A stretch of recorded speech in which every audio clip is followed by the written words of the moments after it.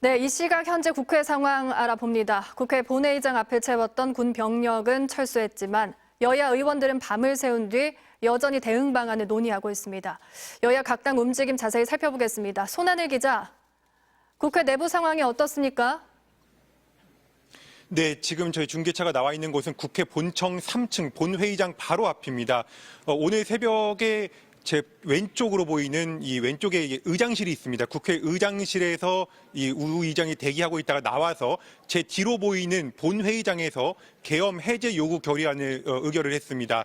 그리고 바로 제가 서 있는 여기가 국회 보좌진들이 총기로 무장한 계엄군의 진입을 막기 위해서 마지막까지 최후의 저지선을 쌓았던 곳입니다.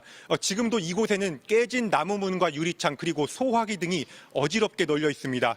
여야 의원들은 각각 정당별로 오늘도 회의실에서 밤을 새다시피 대응 방안에 대한 논의를 이어가고 있습니다. 더불어민주당은 이른 아침 윤 대통령의 퇴진을 요구하는 결의안을 발표했습니다. 윤 대통령의 비상계엄 선포는 그 어떤 선포 요건에도 해당되지 않아 명백한 헌법 위반이고 이는 엄중한 내란 행위이자 완벽한 탄핵 사유라고 민주당은 밝혔습니다.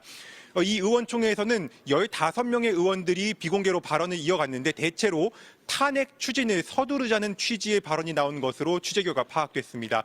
또 원내 지도부가 의원들에게 직접 탄핵소추안 발의 계획을 설명한 것으로도 알려졌는데 이 오늘 탄핵소추안을 발의하고 내일 목요일에 본회의에 보고한 뒤 24시간이 지난 금요일 모레 표결을 하는 안을 언급한 것으로 파악이 됐습니다. 잠시 뒤인 낮 12시부터는 이곳 국회 본청 앞에서 민주당 의원들과 보좌진, 지지자들이 모여서 비상시국대회가 열릴 예정이라 긴장감이 더 높아지고 있습니다.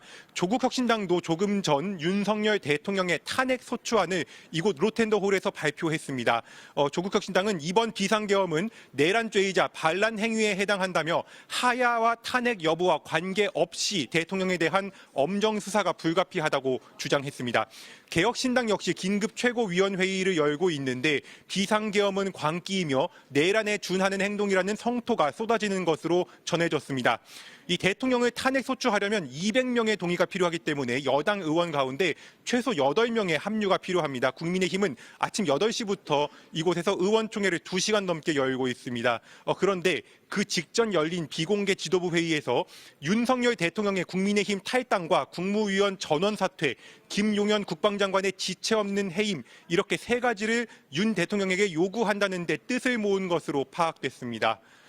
이것을 가지고 지금 의원총회에서 중론을 모으고 있는데 방금 전 친한동훈계 핵심 인사인 한지아 수석 대변인이 굉장히 굳은 표정으로 회의장을 나갔다 오는 등 협의가 잘 이루어지지 않고 있는 모습으로 보입니다. 한동훈 대표는 참담한 상황에 대해서 집권여당으로서 국민들에게 송구스럽다며 책임이 있는 모든 관계자들에게 책임을 엄중히 묻겠다고 말했습니다. 입법부 수장인 우원식 국회의장은 비상계엄 재발동과 탄핵 가능성 등에 대비해 당분간 의장 공간으로 퇴근을 하지 않고 이곳 국회 집무실에서 무기한 비상대기하기로 했습니다. 국회 상황 전해드렸습니다.